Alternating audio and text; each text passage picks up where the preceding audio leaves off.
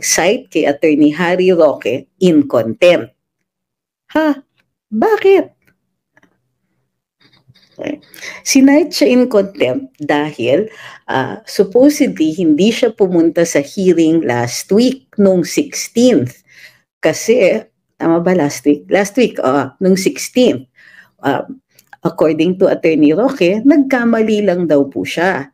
Ang sabi niya, normally po, naghihiring sila, naghihiring ang House on Thursdays. I can attest to that. Back in the upper Cretaceous period, in my younger years, di pa po ako naglo-law school, nagtrabaho po ako sa Kongreso. At pag Friday, bihirang-bihira po nagko-conduct ng hearing unless very pressing yung issue. So according to Attorney Harry, he went to his hearing. He had a hearing on Thursday and he went to that thinking all this time na na yung day na yon yung hearing. The next day, nung na-realize niya na oops, the 16th is a Friday, it was already past mid-morning at ang hearing ay sa Pampanga pa daw. And so hindi na siya nakapunta. He did, however, but he had informed the Quadcom, na mayroon nga siyang hearing, thinking nga that it was on a Thursday. So ang motion to declare him in contempt ay sinabi dahil nagsinungaling daw siya sa kanyang affidavit na hindi siya maaaring makapunta doon sa hearing sa Quadcom inquiry dahil mayroon siyang hearing sa hukuman. Yung kongresista na nag-motion,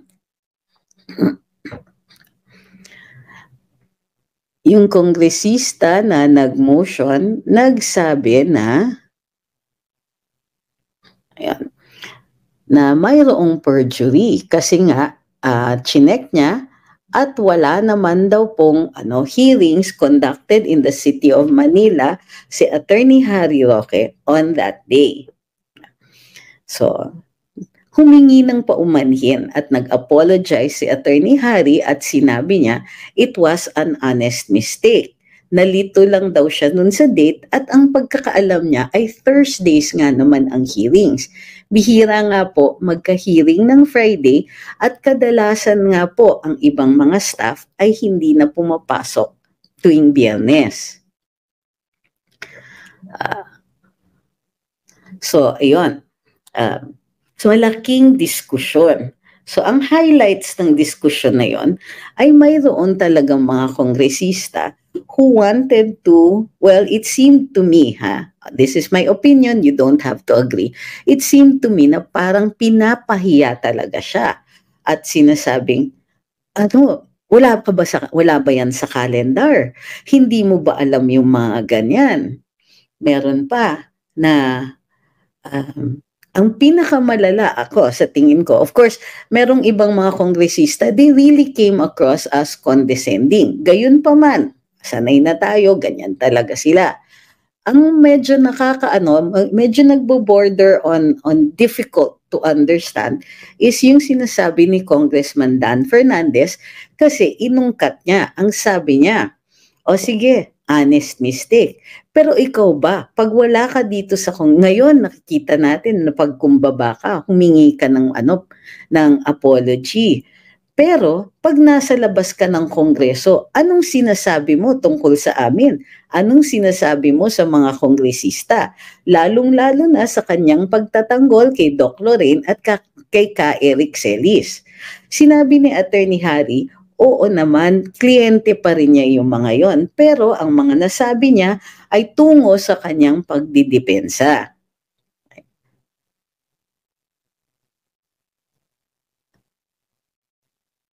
Ayan. So, in the end, although may at least one congressman na nagsasabing hindi ba pwedeng admonition na lang. After all, isa siya sa dati nilang colleague sa House. So, tila hindi pumayag. Nagkaroon pa ngayon ng diskusyon.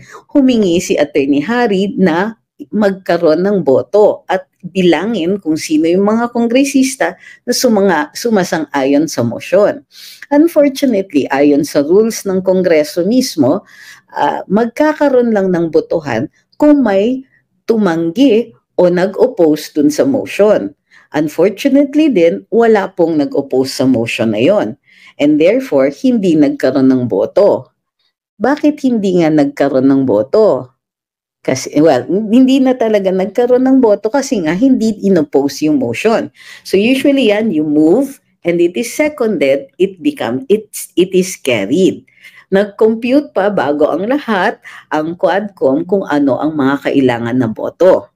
Ngayon, and so in the end, sinight in contempt si Attorney Harry at siya po ay mag-overnight sa Kongreso as far as I could see, natapos na ba ang hearing? Pero despite that finding, tumuloy-tuloy pa rin ang pagki-question sa kanya. Okay. Now, ano ang sasabihin ng mga galit sa kanya o yung mga ayaw makarinig ng pagdedepensa kay Attorney Harry?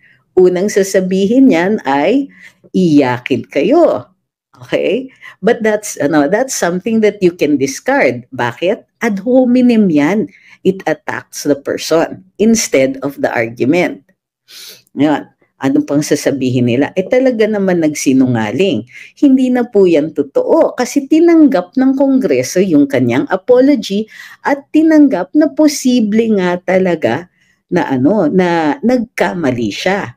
Ang problema nga ay inuungkat pati ang ibang ginawa at sinabi niya. The motion was limited only to what he said dahil sinabi niya mayroon siyang hearing.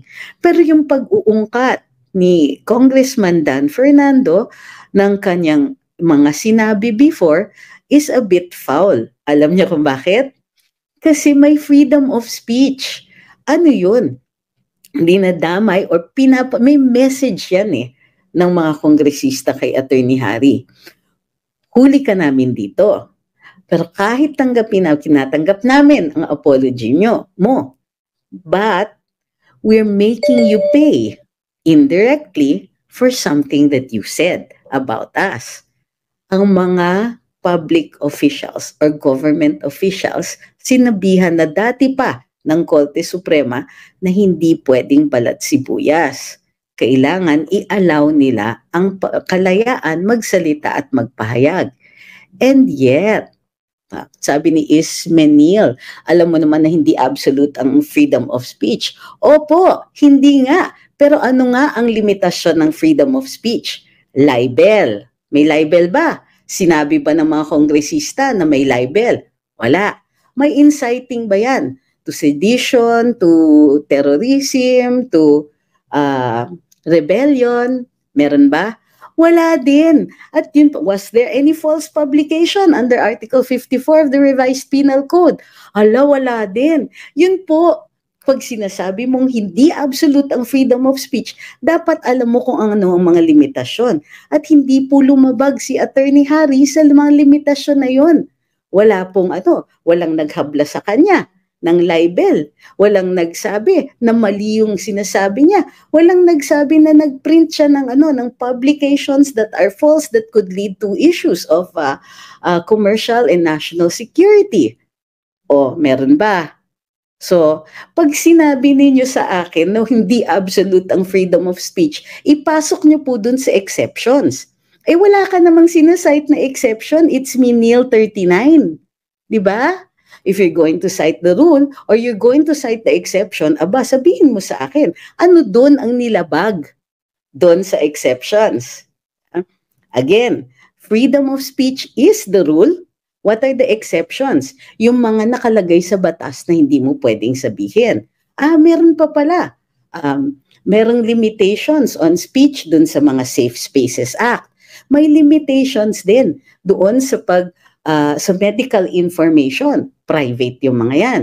Meron din mga speech na hindi mo pwedeng ipahayag. Halimbawa, yung mga narinig mo in the confessional box, hindi mo pwedeng sabihin yan. yung kung may na-overhear ka inadvertently ng mga na conversation between attorney and client, hindi mo rin pwedeng sabihin yan. Pag may alam ka na mayroong sakit tulad ng HIV, hindi mo rin yan pwedeng pag-usapan o ipahayag. So muli, pasok ba dyan ang kahit anong speech ni Attorney Harry? Hindi nga sinasabi ng mga kongresista na mayroong paglalabag dun sa mga exceptions. Huwag niyong idagdag. Kasi nagti-theorize ka eh. Hindi mo naman pala alam yung batas.